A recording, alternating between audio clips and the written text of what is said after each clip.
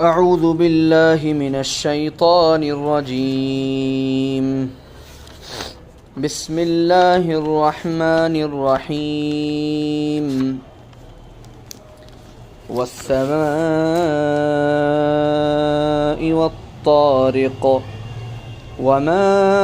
أدراك ما الطارق النجم الثاقب إن كل نفس لما عليها حافظ فلينظر الإنسان مما خلق من ماء دافق يخرج من بين الصلب والترائب إنه على رجعه لقادر يوم تبلى السرائر فما له من قوة ولا ناصر والسماء ذات الرجع والأرض ذات الصدع إنه لقول فصل وما هو بالهزل إنهم يكيدون كيدا وأكيد كيدا فمهل الكافرين أمهلهم رويدا صدق الله العظيم.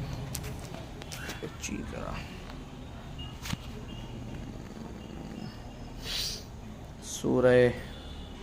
طارق ہے یہ. اس سے پہلے سورہ اعلیٰ کا درس گزشتہ دنوں گزشتہ حاضری کے موقع پر ہوا تھا، اور میں نے یہ بات عرض کی تھی کہ نماز میں، خاص طور سے جمعے کی نماز میں، سورہ اعلیٰ اور سورہ غاشیہ کی تلاوت ہوتی ہے. اس لیے اللہ کے رسول صلی اللہ علیہ وسلم سے یہ دونوں صورتیں پڑھنا جمعے میں ثابت ہے اکثر و بیشتر. اس لیے اس کو ذہن میں رکھنا چاہیے کہ اس میں کیا ایسا پیغام ہے جو اللہ کے رسول صلی اللہ علیہ وسلم چاہتے تھے کہ امت تک منتقل ہو. اس کے بعد یہ سورہ طارق. عربی میں طارق کہا جاتا ہے رات میں آنے والے کو. رات کے وقت جو آئے، دروازہ کھٹکھٹائے، باہر سے آیا ہو، عربی زبان میں اس کے لیے طارق کا لفظ استعمال ہوتا ہے. اللہ تعالیٰ نے قسم کھاتے ہوئے فرمایا والسماء والطارق، آسمانوں کی قسم ہے اور رات کو آنے والے کی قسم ہے. بہت مرتبہ یہ موضوع تذکرے میں آ چکا ہے کہ اللہ قسم کیوں کھاتے ہیں. اللہ تعالیٰ کو قسم کھانے کی قطعاً ضرورت نہیں ہے. اللہ سے زیادہ سچا اور اللہ سے زیادہ حق بات کہنے والا اور کون ہو سکتا ہے. البتہ اللہ تعالیٰ مضمون میں تاکید اور اہمیت پیدا کرنے کے لیے اور دلیل کے طور پر، عام طور سے یہ ہوتا ہے دنیا میں کہ پہلے انسان اپنا مدعا بیان کرتا ہے، پھر اس کی دلیل لے کر آتا ہے. اور اللہ کا معاملہ یہ ہے کہ اللہ دلیل کے طور پر پہلے قسم کھاتے ہیں اور پھر بتاتے ہیں کہ یہ قسم ہم نے کیوں کھائی. آسمانوں کی قسم اور ستارے کی قسم یا طارق کی قسم، اور اللہ جو قسم کھاتے ہیں ان کا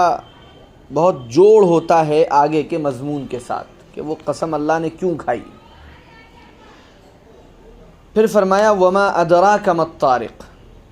آپ کو نہیں معلوم کہ طارق کیا ہے. اور پھر خود ہی بتایا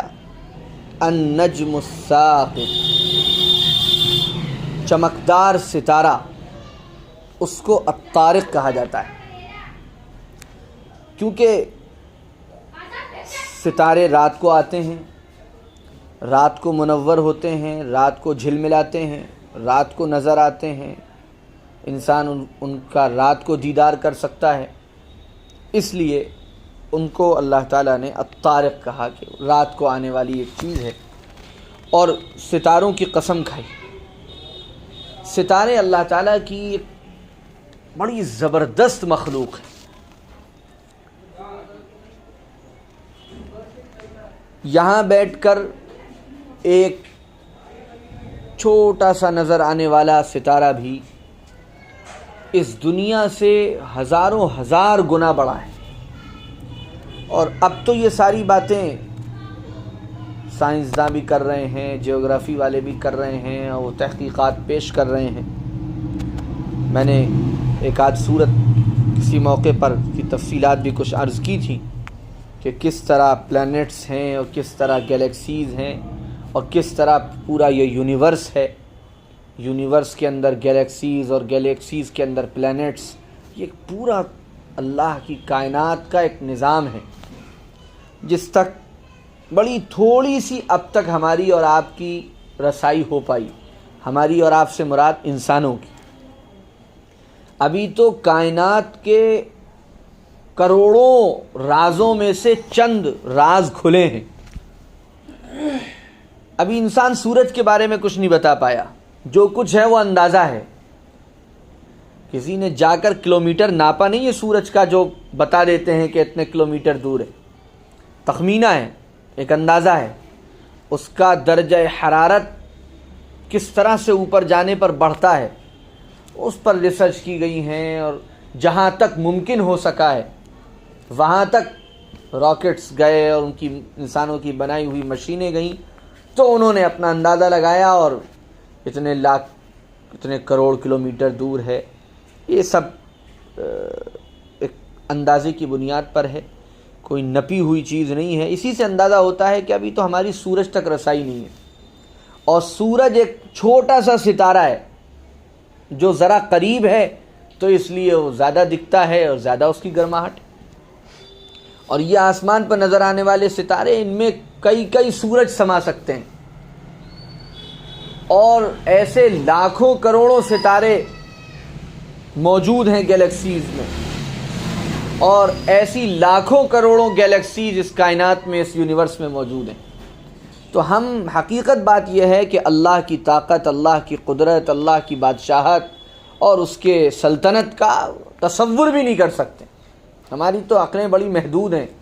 بہت چھوٹا سوچ سکتے ہیں ہم، اور اللہ کی کائنات ہماری سوچ، ہماری عقل، ہمارے تصورات اور تخیلات سے بہت آگے بڑھی ہوئی۔ تو اہمیت کے ساتھ قسمیں کھائی گئیں، بڑی اہم چیز کی قسم کھائی گئی کہ ذرا غور کرو، ہم جس چیز کی قسم کھا رہے ہیں وہ بیکار کی چیز نہیں ہے، بہت زبردست اللہ کی مخلوق ہے ستارے۔ اور النجم الثاقب، یہ کسی ایک ستارے کا نام نہیں ہے، تمام چمکتے ہوئے ستارے وہ سب النجم الثاقب ہیں۔ ان سارے ستاروں کی قسم کھانے کے بعد اللہ تعالیٰ نے فرمایا ان کل نفس لما علیہا حافظ،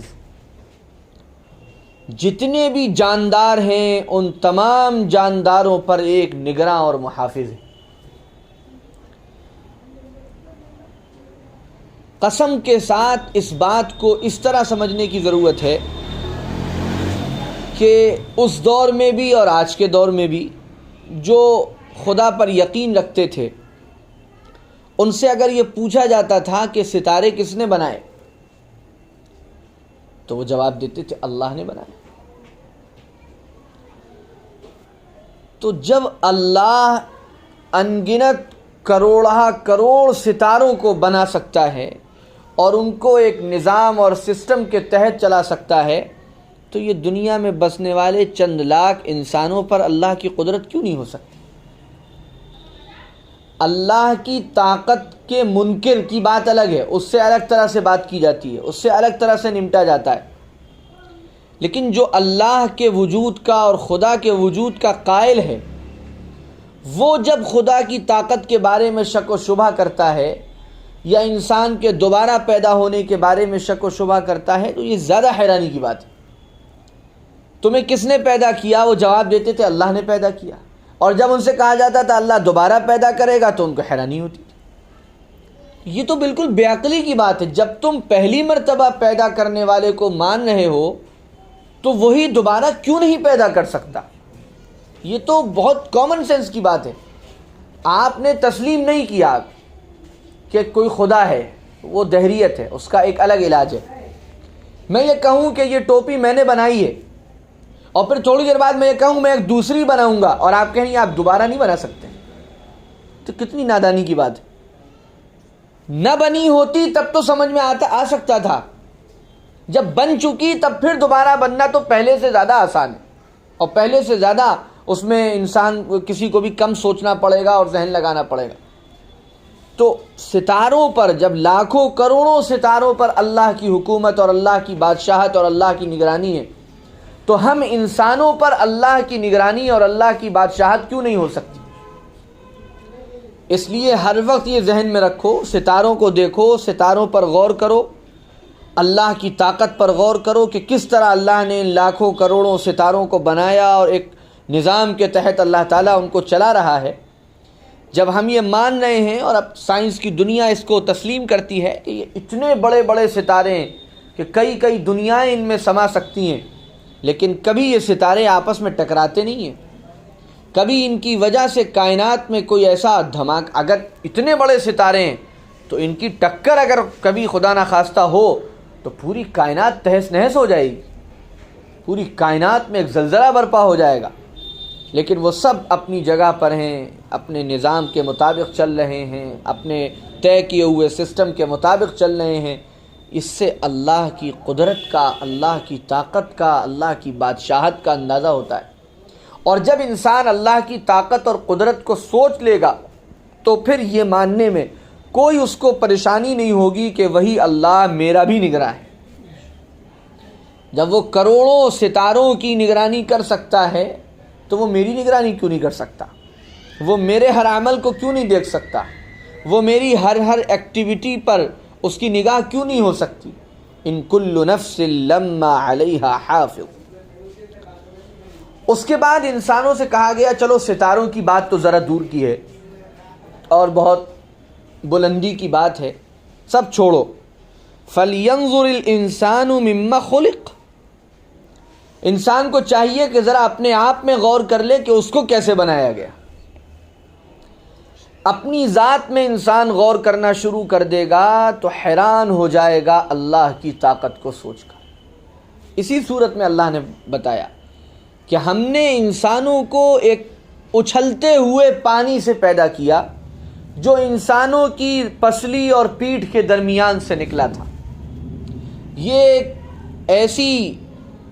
بائیولوجیکل حقیقت ہے جس کو اس وقت کوئی تصور بھی نہیں کر سکتا تھا.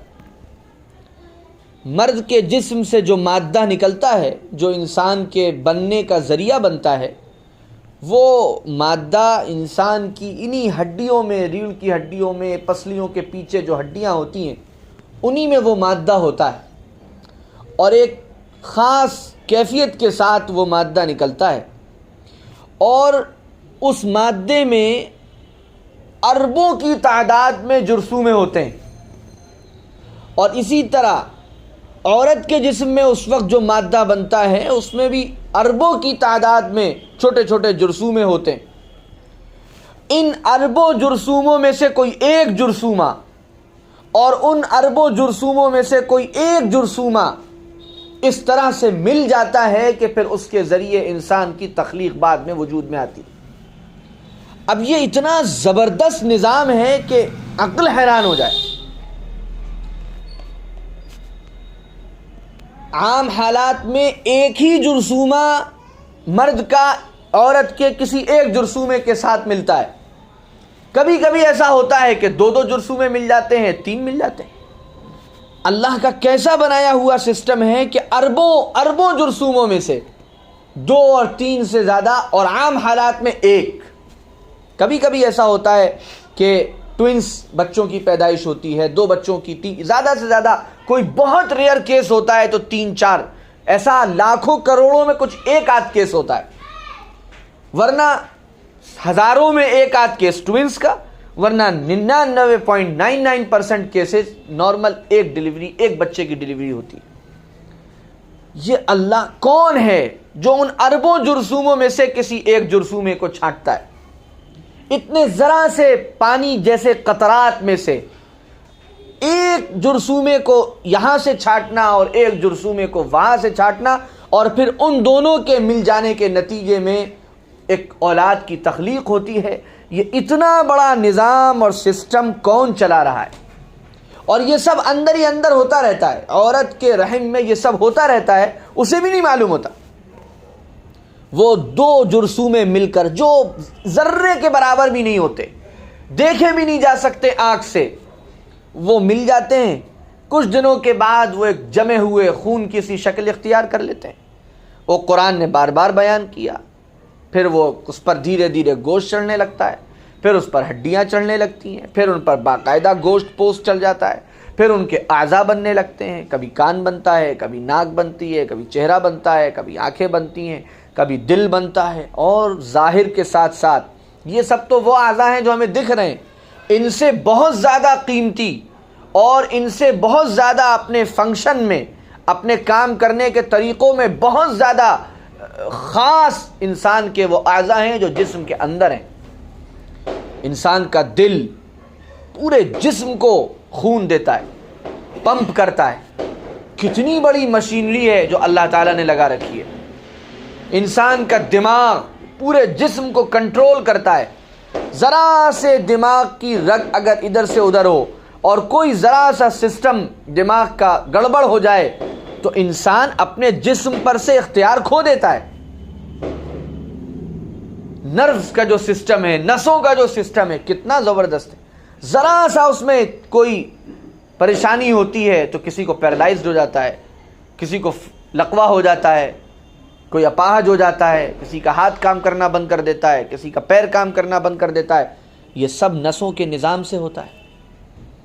انسان کی کڈنی اللہ تعالیٰ نے بنائی، کتنی اہم چیز ہے۔ اللہ نہ کرے کسی کی کڈنی جب فیل ہو جاتی ہے اور اس کی ڈائلیسس ہوتی ہے، ہفتے میں 2 مرتبہ، کوئی 3 مرتبہ، کوئی 1 مرتبہ 20-50 ہزار روپے خرچ کر کے وہ اپنی ڈائلیسس کرواتا ہے۔ جو کام انسان کی کڈنی 24 گھنٹے کر رہی ہے اور انسان کو اس کی قیمت کا احساس نہیں ہے، جب وہ کام کسی مشین کے ذریعے ہوتا ہے تب پتہ چلتا ہے کہ اللہ کی کتنی بڑی نعمت تھی جس کی ہم ناقدری کرتے رہے، ہمیں کبھی احساس بھی نہیں ہوا۔ کوئی پریشانی دل میں آ جاتی ہے، کسی کی اوپن ہارٹ سرجری ہو رہی ہے، کسی کے والو بلاک ہو گئے ہیں، ان کے اسٹنٹ ڈل رہا ہے، کسی کے دماغ میں کوئی پریشانی ہے، ان کی نیورو سرجری ہو رہی ہے،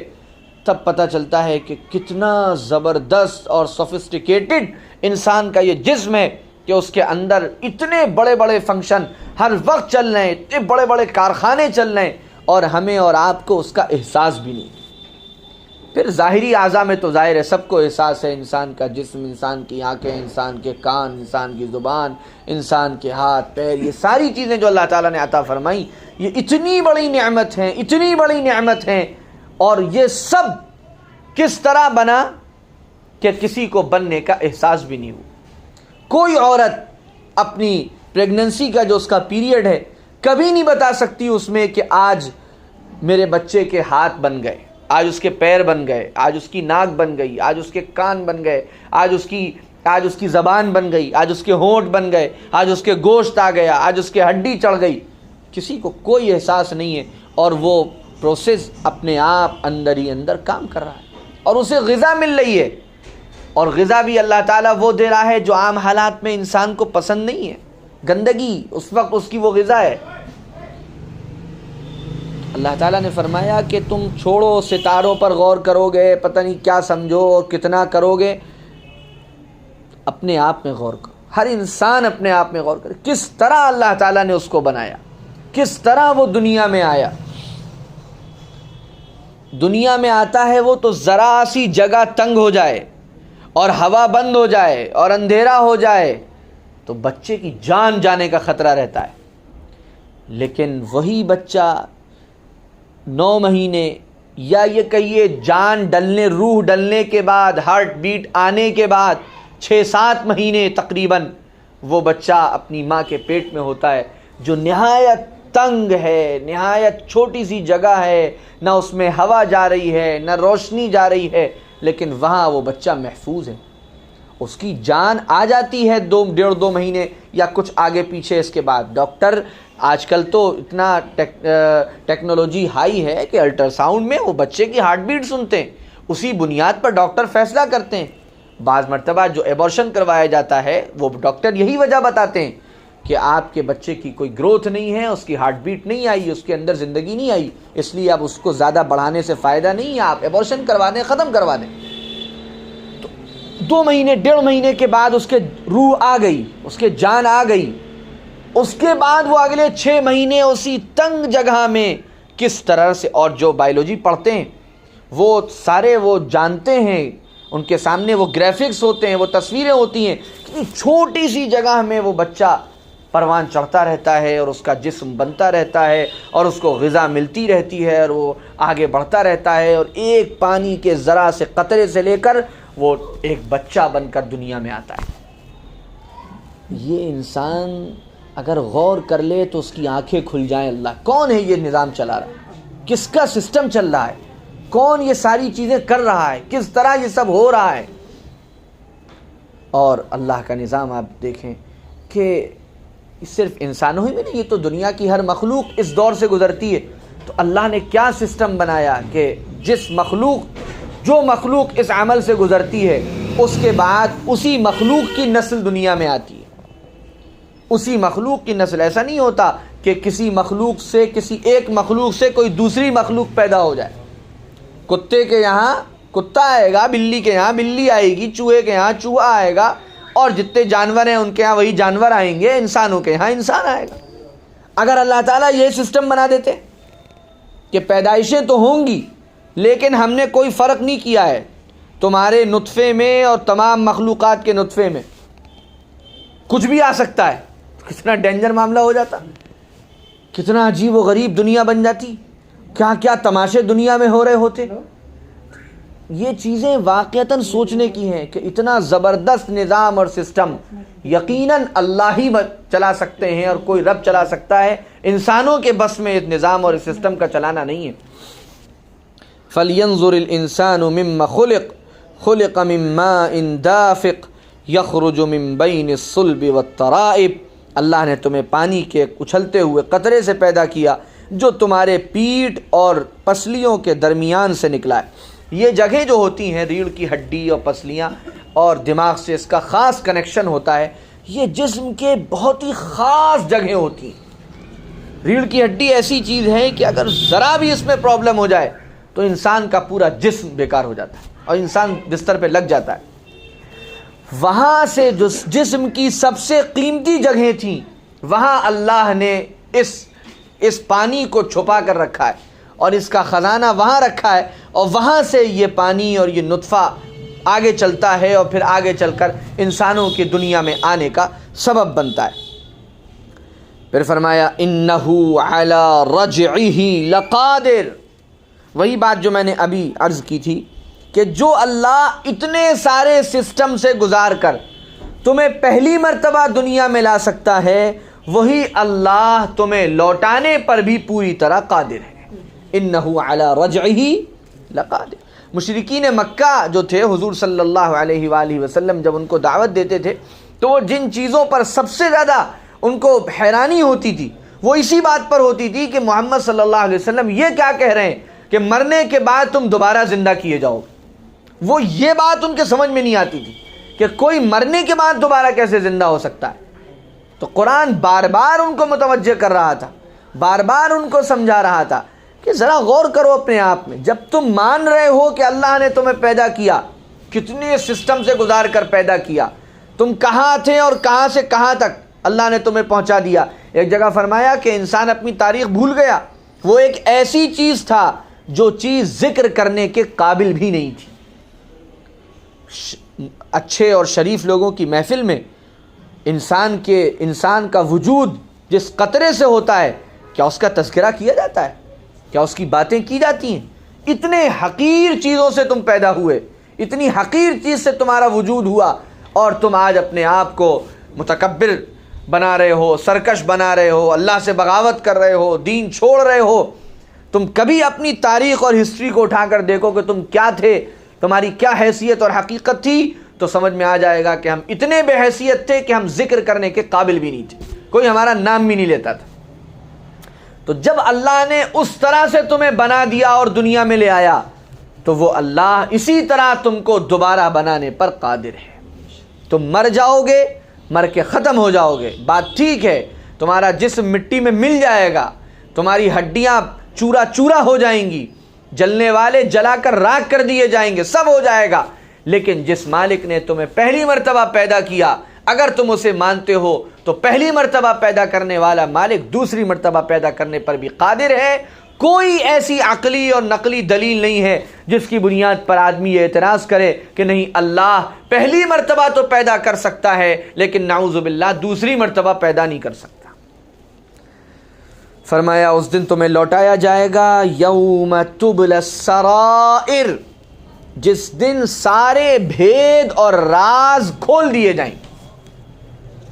یہ بڑا اہم مسئلہ ہے اور بہت اہم بات ہے۔ عام طور سے جب شیطان ہمارے اوپر حاوی ہوتا ہے اور شیطان کا غلبہ ہوتا ہے تو ہم دنیا کو دکھانے کے لیے ظاہر کے گناہوں سے تو بچ جاتے ہیں، لیکن چھپ کر جو گناہ ہوتے ہیں ان سے انسان نہیں بچ پاتا، کیونکہ ان سے بچنے کے لیے اللہ کا ڈر شرط ہے۔ جہاں ہمیں کوئی نہ دیکھ رہا ہو، جہاں کسی کو ہمارے کسی عمل کی خبر نہ ہو، نہ ابا کو پتا ہو، نہ اماں کو پتا ہو، نہ گھر والوں کو پتا ہو، نہ استاد کو پتا ہو، نہ دوستوں کو پتا ہو، جہاں انسان کو اس کا احساس ہو کہ یہاں مجھے اللہ دیکھ رہا ہے اور وہاں وہ گناہ سے بچے، یہ اس انسان کے اللہ سے ڈرنے کی علامت ہے۔ اور جہاں انسان ظاہر میں لوگوں کے درمیان تو بہت اچھی زندگی گزار رہا ہے اور اپنے پیرنٹس اور ماں باپ کے درمیان بڑا فرما بردار ہے، بڑا اچھا ہے، بڑا نیک ہے، لیکن جہاں وہ اپنے دوستوں میں ہے، ماں باپ سے ہٹا، گھر والوں کی نگاہ سے ہٹا اور بعض مرتبہ دوستوں سے الگ ہٹ کر تنہائی میں آیا اور اس وقت اس نے گناہ شروع کر دیے، تو پھر وہ سمجھ لے کہ اس کے دل میں اللہ کا ڈر نہیں ہے۔ بہت اہم مسئلہ ہے، میں خاص طور سے عرض کر رہا ہوں، زیادہ تر ہمارے ماشاءاللہ نوجوان ساتھی دوست اور بھائی بیٹھے ہوئے ہیں، موبائل کے اس دور میں اپنے آپ کو تنہائی کے گناہوں سے بچانا اس دور کا سب سے بڑا جہاد ہے۔ آسان نہیں ہے کہ انسان اپنے آپ کو ان گندگیوں سے بچا سکے جو گندگیاں مسلط کر دی گئیں اور جن گندگیوں میں گھیر دیا گیا ہے۔ ہر جیب میں موبائل ہے، ہر ایک کے پاس انٹرنیٹ ہے، آسان سے آسان کیا گیا۔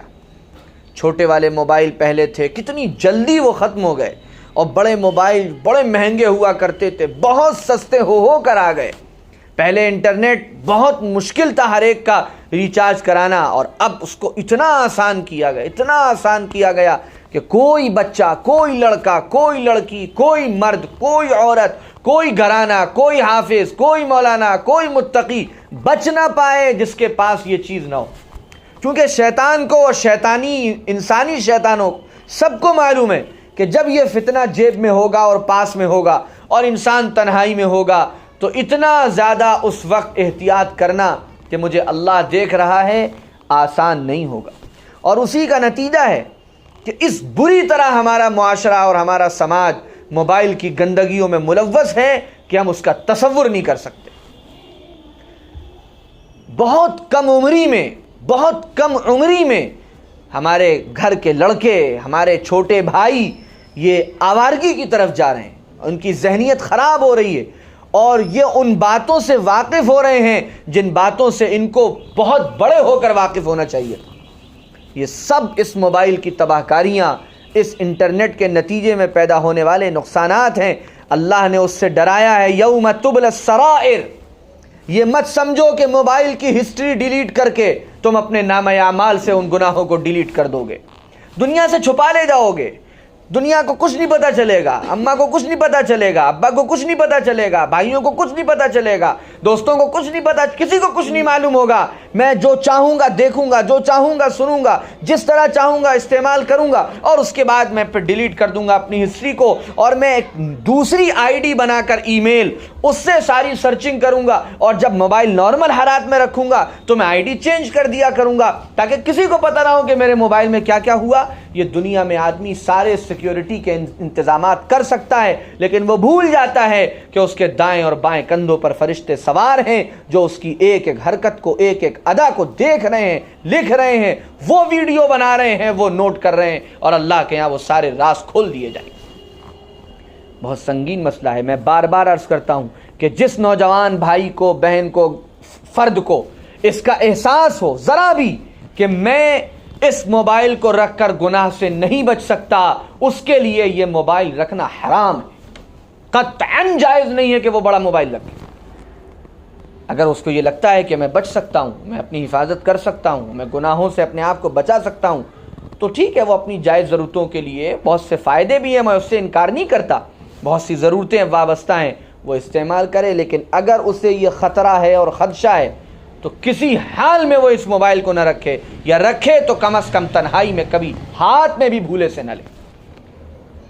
ہم کب شیطان کے پھندے میں پھنس کر جہنم کی آگ کی طرف بڑھ جائیں ہم سوچ بھی نہیں سکتے، اور پھر اس کے نتیجے میں ایسا، میں بہت کھل کے آپ حضرات سے بات کر رہا ہوں، ذہن ایسے گندے، خراب اور شیطانوں والے ہو جاتے ہیں کہ وہ بظاہر دکھنے والے معصوم سے چہروں کے دماغوں میں ایک شہوت کا ایک بھوت سوار ہو جاتا ہے، اور پاگل ہو جاتا ہے وہ انسان، اور اس کے دماغ میں سوائے ان خباثتوں کے اور کوئی بات نہیں چلتی۔ یہ سب نقصانات ہیں جو اس موبائل کی تباہ کاری کے نتیجے میں پوری زندگی برباد کر کے رکھ دیتے، اور وہ زندگی صرف ابھی نہیں برباد ہوتی، ساری عمر وہ انسان روتا رہتا ہے، اور ساری عمر وہ پریشان رہتا ہے، اور ساری عمر اس کے اوپر مشکلیں اور پریشانیاں مسلط رہتی ہیں، اس کے چہرے کا نور چلا جاتا ہے، اس کے ذہن کا سکون چلا جاتا ہے، اور وہ ایسا خباثتوں میں گر جاتا ہے کہ گویا اس کے دماغ میں گوبر بھر دیا گیا ہو، سوائے گندگی کے اس کو پھر کچھ اور نظر نہیں آتا۔ اور یہ کوئی میں ہوائی باتیں نہیں کر رہا ہوں، یہ معاشرے کی اس وقت وہ زندہ تصویر ہے جس میں ایک ایک نوجوان، اللہ ہی جس کی حفاظت فرمانا چاہے، اور جس پر اللہ کا خاص فضل و کرم ہو، اور وہ خود احتیاط کرتا ہو، اور اس کے والدین کی دعائیں اس کے ساتھ ہوں، بس وہ بچ سکتا ہے، ورنہ بہت برا حال ہے، اتنا برا حال ہے کہ ہم تصور نہیں کر سکتے۔ اس لیے بہت احتیاط کی ضرورت ہے، اور اللہ کے ڈر کے بغیر وہ احتیاط ہو نہیں سکتی۔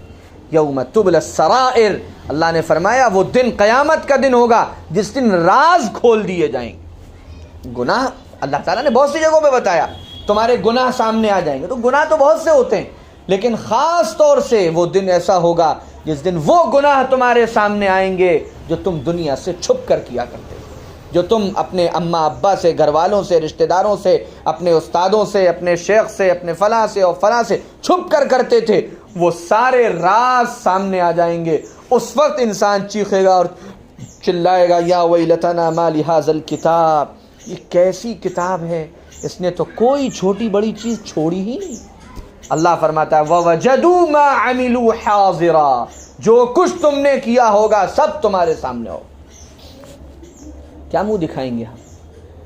کیا منہ دکھائیں گے اپنے والدین کو؟ کیا منہ دکھائیں گے اپنے اساتذہ کو؟ کیا منہ دکھائیں گے اپنے بڑوں کو؟ کیا منہ دکھائیں گے ہم صحابہ کو؟ اور کیا منہ دکھائیں گے ہم سیدنا محمد الرسول اللہ صلی اللہ علیہ وسلم کو؟ جب فرشتے بتائیں گے یہ آپ کے امتی ہیں، یا آپ کے نام لیوا تھے، یا آپ کا نام لیتے تھے، آپ پر درود پڑھتے تھے، آپ کے مسجد نبوی کے گنبد کو محبت سے دیکھتے تھے، ایک طرف وہ مسجد نبوی کا گنبد محبت سے دیکھتے تھے، کعبۃ اللہ دیکھتے تھے، اور تھوڑی ہی دیر کے بعد وہ اسی آنکھوں سے وہ گندگیاں اور وہ خباثتیں دیکھتے تھے جس کا ذکر بھی کسی شریف انسان کی محفل میں نہیں کیا جا سکتا۔ کیسے لوگ تھے، ان کو یہ بھی شرم نہیں آتی تھی کہ یہ وہ آنکھ ہے جو بیت اللہ کو دیکھنے کے لیے ہے، جو مسجد نبوی کو دیکھنے کے لیے ہے، جو اپنے ماں باپ کو عظمت اور احترام اور محبت سے دیکھنے کے لیے ہے، اور جائز رشتوں میں، مجھے صاف کہنے دیجئے، جائز رشتوں میں اپنی ان تمام خواہشات کو، اس کو اللہ نے اس کا ایک راستہ بنایا، ایک جائز طریقہ مقرر فرمایا، نکاح کا ایک عمل اس کو عطا فرمایا، کہ اللہ نے ایک ظلم نہیں کیا کسی کے اوپر، زیادتی نہیں کی۔ انسان کے اندر جو جذبات ہیں، جو ڈیزائرز ہیں، جو خواہشات ہیں، ان کی تکمیل کے لیے اللہ نے نکاح کا پاکیزہ، صاف ستھرا راستہ عطا فرمایا، تاکہ کسی انسان کو یہ کہنے کا موقع نہ ملے کہ مجھے اللہ نے ایک خواہش دی تھی تو اس کی تکمیل کا کوئی ذریعہ نہیں دیا تھا، اس لیے میں گناہ میں ملوث اور مبتلا ہو رہا تھا۔ یہ وہ باتیں ہیں جو اب بالکل صاف صاف کرنی چاہیے، چھوٹوں سے بھی، چھوٹوں سے مراد اتنے اس عمر کے لڑکوں سے جو میچیور ہو چکے ہیں، جن کے بارے میں یہ اندازہ ہے کہ وہ سمجھ سکتے ہیں ان باتوں کو، اور ان کے والدین سے بھی، ان کے پیرنٹس سے بھی، ان کے گھر کے بڑوں سے بھی، کہ خدا را ان مسائل کو حساسیت کے ساتھ لیں۔ آپ جس عمر میں بچپن آپ نے گزارا وہ بہت الگ عمر تھی، اور بہت الگ زمانہ تھا، جب ایک فلم دیکھنے کے لیے بھی 3 گھنٹے لائن میں لگنا پڑتا تھا، اور ڈر لگتا تھا کہ فلانا دیکھ لے اور فلانا دیکھ لے اور فلانا چغلی کر دے اور فلانا چغلی کر دے۔ تب یہ سب حالات تھے، لیکن آج وہ گندگیاں کمروں میں ہیں، لحاف کے اندر ہیں، چادر میں اندر چھپی ہوئی ہیں، کسی کو نہیں پتا کہ سب کے درمیان میں بیٹھا ہوا ہے نوجوان لڑکا، سب کے بیچ میں بیٹھا ہے، اور اس کے موبائل میں کیا چل رہا ہے، وہ کیا دیکھ رہا ہے، کسی کو نہیں معلوم۔ کوئی آئے گا اسے فوراً معلوم ہے کہ کیسے مجھے 1 سیکنڈ کے اندر وہ سب ہٹا کر کتاب لگا دینی ہے، وہ سب ہٹا کر کچھ نارمل چیزیں، سب تماشے ہو رہے ہیں۔ یہ کوئی ایسی پریکٹیکلی باتیں ہونی چاہیے، رسمی تقریریں بہت ہو گئی، اور بس واہ واہ ماشاء اللہ سبحان اللہ بڑے اچھے تقریر کر دی، بڑی بہت مزے آ گئے، اور ویسے ان کو یوں کہہ دیا اور فلاں کی، یہ سب باتیں بہت ہو گئیں۔ اب یہ سب زندگی کے تلخ حقائق ہیں، اگر ہم نے اس کو نہیں بولا، نہیں سوچا، نہیں سمجھا، بڑوں نے اپنے چھوٹوں کی فکر نہیں کی اور چھوٹوں نے خود اپنی فکر نہیں کی، تو جہنم کے وہ راستے ہیں یہ جس پر پڑنے کے بعد واپسی ناممکن ہو جاتی ہے۔ یہ دماغ کے نشے ہیں، جس طرح گٹکے کا عادی اور شراب کا عادی اور ڈرگس کا عادی اگر اس لت میں مبتلا ہو جائے تو اس کے لیے یہ لت چھوڑنا مشکل ہے۔ بالکل اسی طرح یہ آنکھوں کو دکھائی دینے والے وہ خبیث مناظر یہ نشے کی طرح ہیں، جس نوجوان کو ان کی لت لگ جائے گی اس کے لیے اس لت کو چھوڑنا آسان نہیں ہوگا، وہ پورا ڈوب جائے گا اسی میں، اس کی زندگی صبح و شام اسی کا مشغلہ بن جائے گی۔ پھر ان نوجوانوں سے کون امید کرے گا کہ وہ ڈاکٹر بنیں گے، وہ اچھے پڑھنے والے انجینئر بنیں گے، وہ اچھے عالم بنیں گے، وہ سماج کو کوئی اچھے لوگ دیں گے، وہ کوئی بڑا کام کر کے دکھائیں گے، جن کی زندگی صبح و شام اسی خباثت کے ارد گرد گھومے گی۔ کوئی امید نہ رکھے ان سے یا ان کی نسلوں سے کہ وہ دنیا اور آخرت کے لحاظ سے کوئی بڑا کام امت کے لیے کر سکتے، وہ تو ایک بوجھ بن جائیں گے۔ ان کی بس صرف اور صرف دنیا میں جینے کی ایک ہی وجہ ہوگی، کس طرح میں اپنی ہوس کو، اپنی شہوت کو بس پورا کروں، اور بس یہی میری زندگی کا مقصد ہے۔ ہر وقت خباثت اور گندگی اور بس ان کے دماغ کا حصہ ہوگی، ان کے تصورات اور خیالات کا وہی حصہ ہوگی۔ صبح بھی اور شامیں بھی، دن بھی اور راتیں بھی، جاگتے بھی اور سوتے بھی، انہی گندگیوں اور خباثتوں میں ان کی زندگی گزرے گی۔ اور پھر اس انجام کے ساتھ جو مرے گا وہ کس انجام سے دوچار ہوگا، کیا ہوگا اللہ کے یہاں، کیسی پکڑ ہوگی، کتنا اس پر عذاب برسے گا، کیسا اس کی آنکھوں کو لوہے سے داغا جائے گا، کیسا اس کے دماغ کو کھولایا جائے گا، کیسا اس کے دل کو پھاڑ دیا جائے گا کہ تم اس لیے دنیا میں گئے تھے، تمہارا یہ مقصد تھا، اتنے حقیر، اتنے گندے، اتنے ذلیل، اتنے نیچ ہو گئے تھے تم کہ تمہاری زندگی کا یہی مقصد رہ گیا تھا، تمہاری زندگی میں یہی تصورات، یہی خیالات، یہی باتیں، یہی سب رہ گیا تھا۔ بہت ڈرنے کی ضرورت ہے۔ یوم تبلی السرائر، قیامت کے دن وہ سارے راز کھول دیے جائیں گے۔ اور اللہ تعالیٰ بار بار یہ بات ارشاد فرماتا ہے،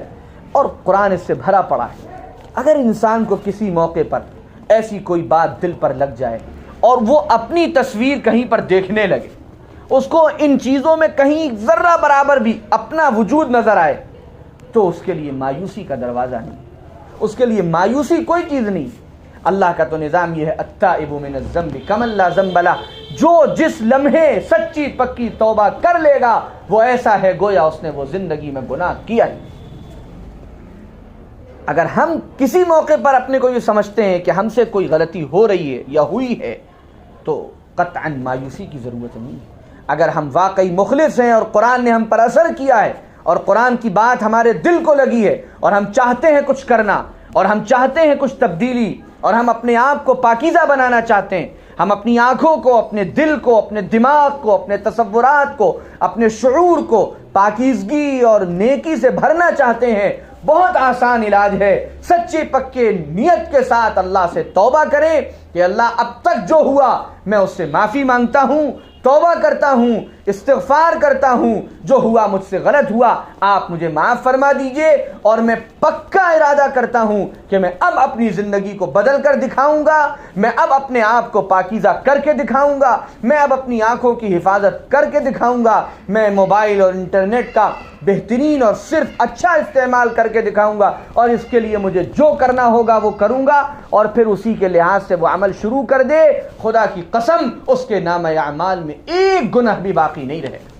یہ اللہ کی رحمت ہے، یہ اللہ کا فضل ہے، اور مرتے دم تک یہ دروازہ کھلا ہوا ہے، اور موت کس کی کب آنی ہے نہیں معلوم،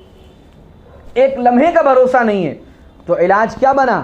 جب موت کا بھروسہ نہیں ہے اور موت تک یہ راستہ ہے کہ انسان توبہ کر کے سب معاف کرا لے، تو راستہ صرف یہی ہے کہ فوراً اسی لمحے توبہ کی، فوراً اسی لمحے گناہوں کو چھوڑنے کا ارادہ کیا جائے، فوراً اسی لمحے اپنے آپ کو پاکیزہ کرنے کا، اپنے موبائل کو، اپنی آنکھوں کو، اپنے دل کو پاکیزہ کرنے کا ارادہ کیا جائے، اور قسم کھا لی جائے کہ اگر مجھ سے اب غلطی ہوئی میں فوراً اس کو اپنے پاس سے ہٹا دوں، میں فوراً اس مصیبت سے اپنا پیچھا چھڑاؤں گا، اس لیے کہ میری آخرت زیادہ عزیز ہے، مجھے اللہ کے سامنے جانا ہے، مجھے نبی کے سامنے جانا ہے، مجھے اپنی حفاظت کرنی ہے، میں ایک مسلمان ہوں، میرا کردار، میری آنکھیں، میرا دل، میرا دماغ، اس میں اللہ ہونا چاہیے، اس میں رسول اللہ ہونے چاہیے، اس میں دین ہونا چاہیے، اس میں شریعت ہونی چاہیے، اس میں اللہ کی محبت ہونی چاہیے، اس میں حضور کا عشق ہونا چاہیے، اور اللہ کی محبت اور حضور کے عشق کے ساتھ گندگی جمع نہیں ہو سکتی۔ اگر گندگی آئے گی تو اللہ کی محبت چلی جائے گی، اگر گندگی آنکھوں سے ذریعے دل میں اترے گی تو نبی کی محبت دل سے نکل جائے گی۔ اس لیے اپنی زندگی کو بدلنے کا ارادہ کریں، انشاءاللہ کرتے ہیں انشاءاللہ۔ انہ علی رجعہ لقادر یوم تبلی السرائر فما لہ من قوت ولا ناصر۔ اللہ نے فرمایا جس دن راز کھولے جائیں گے اس دن ان کا کوئی مددگار، کوئی طاقت ان کا ساتھ دینے والا نہیں ہوگی۔ کوئی اس نشے میں، اس زعم میں، اس گھمنڈ میں نہ رہے کہ میں آخرت میں اللہ کی پکڑ سے بچ جاؤں گا۔ کسی کی طاقت، کسی کی رشتہ داری، کسی کا کوئی تعلق، کسی کا کوئی مددگار، کسی کا کوئی پیر، کسی کا کوئی شیخ، کسی کا کوئی فلاں اور فلاں، کوئی اللہ کے مقابلے میں اس دن کام نہیں آ سکتا۔ ہم ہوں گے، ہمارے اعمال ہوں، جیسا عمل ہوگا ویسا نتیجہ ملے گا۔ فما لہ من قوت ولا ناصر۔ پھر اللہ نے دوبارہ قسم کھائی، والسماء ذات الرجع، قسم ہے زوردار بارش برسانے والے آسمان کی۔ بارش اللہ برساتا ہے، لیکن یہ ایک مثال دی، کیونکہ اوپر سے بارش ہوتی ہے، بادلوں سے بارش ہوتی ہے، اور بادل بلندی کی طرف ہیں، فرمایا قسم ہے آسمان کی جو بار بار پلٹتا ہے، یعنی بار بار اس سے بارش ہوتی ہے، اور قسم ہے زمین کی جو پھٹ جاتی ہے، جب اس میں سے بیج ڈالا جاتا ہے اور سچائی ہوتی ہے تو کوپل جب نکلتی ہے تو زمین کو پھاڑ کے نکلتی ہے، اور یہ بھی اللہ کی قدرت،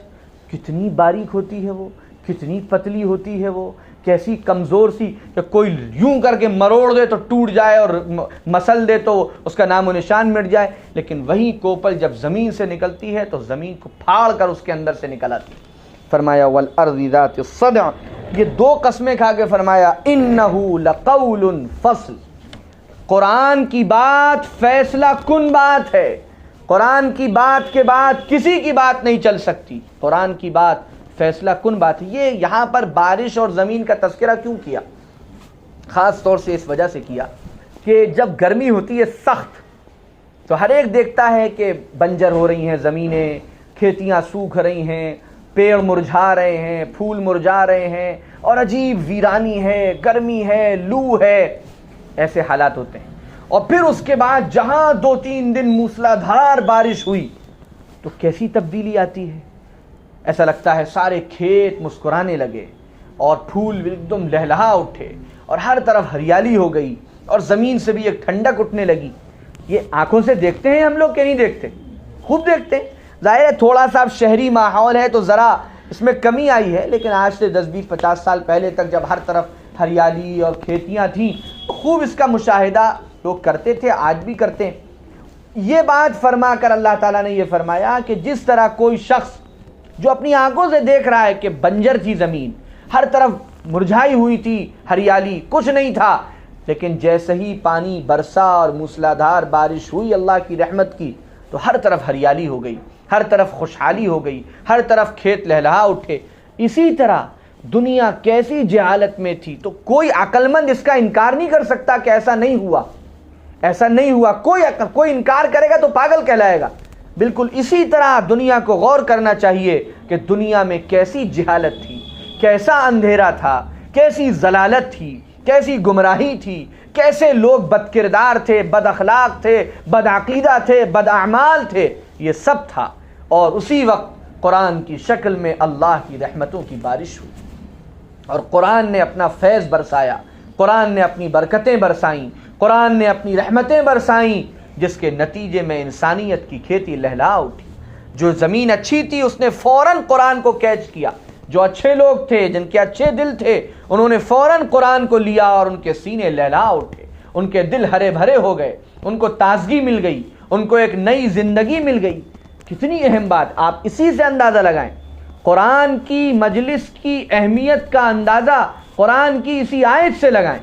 کہ قرآن کو اللہ نے کاہے سے تشبیہ دی۔ مردہ زمین پر بارش برستی ہے تو مردہ زمین لہلہا اٹھتی ہے، اسی طرح مردہ انسانوں پر، مردہ انسانوں سے مراد جن کے دل مردہ ہیں، جن کی روحیں مردہ ہیں، جب ان پر قرآن برستا ہے اور وہ سنتے ہیں قرآن کو اور وہ لیتے ہیں قرآن کو اور وہ اہمیت دیتے ہیں قرآن کو، تو اللہ ان کے ایمان کو ہرا بھرا کر دیتا ہے، اللہ ان کے اعمال کو ہرا بھرا کر دیتا ہے۔ یہ بڑی اہمیت کی بات ہے۔ اس مجلس کو ہم لوگ ایک رسمی مجلس نہ سمجھا کریں، قرآن مجید کے درس کی نشست کو ایک رسم نہ سمجھا کریں، بلکہ اس کو بہت اہمیت کے ساتھ کہ یہاں ہم اپنے روح کو، اپنے ایمانی وجود کو، اپنے نفس کو، اپنی ایمانی دنیا کو ہرا بھرا کرنے جا رہے ہیں، قرآن کی رحمتیں سمیٹنے جا رہے ہیں، قرآن کی برکتیں سمیٹنے جا رہے ہیں، تاکہ اللہ ہمارے دل کو ہرا بھرا کر دے، اللہ ہماری روح کو ہرا بھرا کر دے، اللہ ہمیں ایک تازگی ہمارے ایمان میں، اعمال میں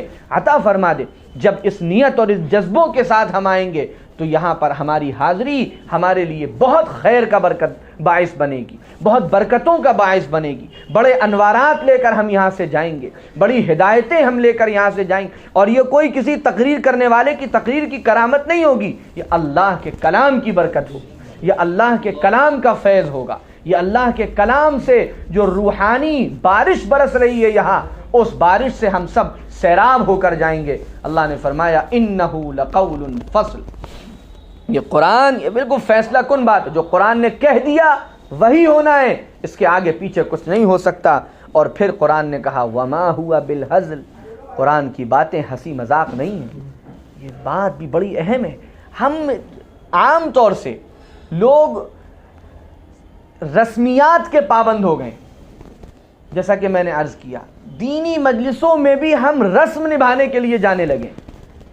رسم نبھانے کے لیے، تعلقات نبھانے کے لیے۔ اور مجھے آگے بڑھ کر کہنے دیجئے، مجھے معاف کیجئے گا کہ مولانا کو ذرا وہ ہو جائے کہ نہیں، ہم مولانا کے درس میں پابندی چاہتے ہیں، نہ مولانا کی رضامندی سے کچھ ہوگا، نہ کسی اور کی رضامندی سے کچھ ہوگا، اللہ کی رضامندی سے کام بنے گا، کوئی فائدہ نہیں۔ مولانا خوش ہو جائیں گے، دنیا میں آپ کو سمجھیں گے کہ ہاں بھائی یہ میرے بڑے معتقد ہیں، یہ ماشاءاللہ آتے ہیں، اور ذرا آپ سے وہ مسکرا کے مل لیں گے، آپ ان سے مسکرا کے مل لیں گے، لیکن یہ یاد رکھیے ہم مولانا کو بھی مرنا ہے اور آپ کو بھی مرنا ہے، کوئی باقی نہیں رہنے والا۔ مولانا کی ذات اگر باقی رہنے والی ہوتی اور مولانا کے ہاتھ میں جزا اور سزا ہوتی تو مولانا کو خوش کرنے کا فائدہ ہوتا، ورنہ جب پتہ ہے کہ مولانا کو بھی مٹی میں مل جانا ہے اور آپ کو بھی، ہم کو بھی مٹی میں مل جانا ہے، تو کسی ایسے کو خوش کرنے سے کوئی فائدہ نہیں جو خود مٹی میں مل جانے والا ہو اور جو خود کسی جزا اور سزا کے، کسی جزا کے اور دینے والے کا بندہ اور غلام۔ اللہ کی رضا کی فکر، اللہ خوش ہو، اللہ راضی ہو، اللہ کی برکتیں ملیں، اللہ ہم سے راضی ہو کر ہمیں انعامات سے نوازے، یہ یہاں پر حاضری کا مقصد ہونا چاہیے۔ نہ کسی کو اس بنیاد پر دعوت دیجئے کہ یہ مولانا کی نشست ہے، یہ فلاں کا درس ہے، نہ نہ نہ نہ نہ، کوئی مسئلہ نہیں، بات صرف قرآن کی ہے، اللہ کے کلام کی بات ہوتی ہے، اللہ کا کلام سنایا جاتا ہے، اللہ کے کلام کی تشریح اور تفسیر ہوتی ہے، اس میں حاضر ہونا، اس میں جانا اللہ کی رضا کے لیے کریں گے انشاءاللہ۔ وما ہوا بالہزل، قرآن کہتا ہے قرآن ہنسی مذاق نہیں ہے، قرآن تفریح نہیں ہے، قرآن کو ایسے ہلکے میں مت لیا کرو، قرآن تو قول فصل ہے، جو کہہ دیا وہی ہونا ہے، اس کی بات آخری بات ہے، محکم بات ہے، باقی رہنے والی بات ہے۔ اس کے بعد آخری بات اللہ تعالیٰ نے اس صورت میں ارشاد فرمائی مشرکین اور کافرین کا تذکرہ کرتے ہوئے فرمایا انہم یکیدون کیدا، تم لوگ بہت بات کر رہے ہو فلاں کی اور فلاں کی اور فلاں کی، وہ ایسا کر رہے ہیں، وہ ایسا کر رہے ہیں، وہ مسلمانوں کے بارے میں یوں چاہ رہے ہیں اور وہ یوں چاہ رہے ہیں۔ ہر دور میں اسلام کے دشمنوں نے اسلام کو مٹانا چاہا ہے، اور یہ تو اسلام کی حقانیت کی دلیل ہے۔ میں اکثر و بیشتر عرض کرتا ہوں کہ کوئی بھی انسان زندہ انسانوں کے ہی چٹکیاں کاٹتا ہے، مردوں کے نہیں کاٹتا۔ تو مردے کے بارے میں اس کو معلوم ہے۔ لوگ کہتے ہیں صرف مسلمان ہی کو کیوں پریشان کیا جاتا ہے، صرف مسلمان ہی کو کیوں ستایا جاتا ہے؟ ارے بھائی، مسلمان ہی کو صرف ستایا جاتا ہے، اس کا مطلب یہ ہے کہ صرف مسلمان ہی زندہ ہیں۔ انہی کو لوگ سمجھ رہے ہیں کہ انہی میں کچھ اثر پڑے گا، انہی کا دین ایسا ہے کہ اس میں ذرا بھی گڑبڑی کی کوشش کی تو یہ چیخنے لگیں گے، یہ قبول نہیں کریں گے۔ باقی تو کوئی مسئلہ ہی نہیں۔ اسی لیے ہر ایک اسلام ٹارگٹ، مسلمان ٹارگٹ، یہ کوئی بہت بڑا مسئلہ نہیں ہے کہ مسلمان ٹارگیٹڈ ہیں اور مسلمان کسی طرح کے نشانے پر ہیں۔ یہ تو ہر دور میں سچوں کے ساتھ ہوا ہے، نبیوں کے ساتھ ہوا، اللہ کے ولیوں کے ساتھ ہوا، ان کو ستایا گیا، ان کو آزمائشیں ہوئیں، ان کو تکلیفیں دی گئیں، ان کے بارے میں جھوٹے پروپیگنڈے کیے گئے، ان کو بدنام کیا گیا، اور اللہ نے اسی کا تذکرہ کرتے ہوئے فرمایا انہم یکیدون کیدا، وہ سب لوگ بڑی سازشیں کر رہے ہیں، بڑی پلاننگ کر رہے ہیں، بڑے ان کے منصوبے ہیں، بڑی لمبی لمبی باتیں ہیں۔ اور پھر اللہ نے فرمایا وَأَكِيدُ كَيْدًا، ایک ان کے منصوبے ہیں، ایک میری پلاننگ ہے۔ میں ایسے ہی نہیں ہوں کہ میں سب دیکھ رہا ہوں اور چھوڑ رہا ہوں، نا، بہت منصوبہ ہے میرا۔ بعض مرتبہ شکار کو پھنسانے کے لیے ذرا گھی والی روٹی لٹکائی جاتی ہے۔ چوہے کو ہم پھنساتے ہیں تو کس طرح، اے چوہے آ جاؤ، چلو اندر، بند ہو جاؤ، نا، بلکہ چوہے دان میں بہت شاندار سا روٹی کا ٹکڑا گھی لگا کر بڑا اس کو اپنی طرف کھینچنے والا خوشبو مارتا ہوا وہ لٹکاتے ہیں، اور چوہا بڑا خوش ہو جاتا ہے کہ یہ دیکھو گھی کی روٹی، یہ تو اس گھر کے مالکوں کو نہیں مل رہی ہے، تو مجھے مل رہی ہے۔ اور وہ دعوت دیتا ہے اپنے 2-4 اور چوہوں کو کہ آؤ اب تو دندنانے کا وقت ہے اور گھی لگی روٹی کھانے کا وقت ہے، اور جو دور بیٹھا ہے وہ خوش ہے، آؤ بیٹا ابھی تم اسی گھی کی روٹی ہی میں تمہاری موت ہے۔ اور پھر جیسے ہی وہ ذرا گھی کی روٹی کھاتا ہے اور اس نے جہاں لقمہ توڑا اور آواز آئی کھٹ، اب پھر وہ بلبلاتا ہے، تڑپتا ہے، بھول جاتا ہے، ساری روٹی ووٹی سب بھول جاتا ہے وہ۔ تب ایک ہی بات سوال رہتی ہے، کس طرح میں اس مصیبت سے چھٹکارا پاؤں؟ اب ہم دنیا میں ہیں چھوٹے سے وقت کے لیے، تو ہمارا صبر کا پیمانہ ہے چھوٹا، ہم بہت جلدی وہ ہو جاتے ہیں۔ اللہ ہمیشہ سے ہے، ہمیشہ رہے گا، تو اللہ کی ڈھیل بھی اسی لحاظ سے ہوتی۔ ہمارے لیے 10 سال، 20 سال، 50 سال بہت لمبا وقت ہے، اللہ کے لیے تو کچھ بھی نہیں، جو ہمیشہ سے ہے اور ہمیشہ رہے گا۔ تو 10، 20، 50، 100 سال اللہ اگر کسی کو گھی کی روٹی دکھا رہا ہے تو اس سے زیادہ خوش ہونے کی ضرورت نہیں ہے، اور ہمیں بھی سمجھنا چاہیے کہ اللہ کی پلاننگ کے ساتھ سب ہو رہا ہے، کوئی اللہ کی پلاننگ سے باہر نہیں۔ وَأَكِيدُ كَيْدًا، میری بھی پلاننگ چل رہی ہے۔ فَمَهِّلِ الْكَافِرِينَ، میں تو ذرا ڈھیل دیتا رہتا ہوں۔ أَمْهِلْهُمْ رُوَيْدًا، اور آخر میں بہرحال میں ان کا انجام،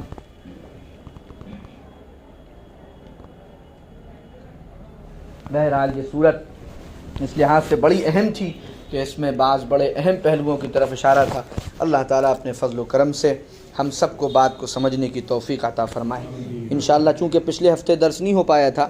تو اب انشاءاللہ اگلے ہفتے اس کی تلافی ہو جائے گی، اور اگلے دوشنبے میں انشاءاللہ عشاء کے بعد درس ہوگا۔ پہلی تاریخ ہوگی غالباً، ہاں 1 نومبر کو انشاءاللہ۔ اللہم لک الحمد ولک الشکر، اللہم صلی وسلم علی محمد النبی الامی، ربنا آتنا فی الدنیا حسنۃ وفی الآخرۃ حسنۃ وقنا عذاب النار۔ اے اللہ، ہماری تمام غلطیوں کو معاف فرما، ہمارے تمام گناہوں کو معاف فرما۔ اے اللہ، جو چھوٹے بڑے ظاہری باطنی گناہ ہم سے ہو گئے،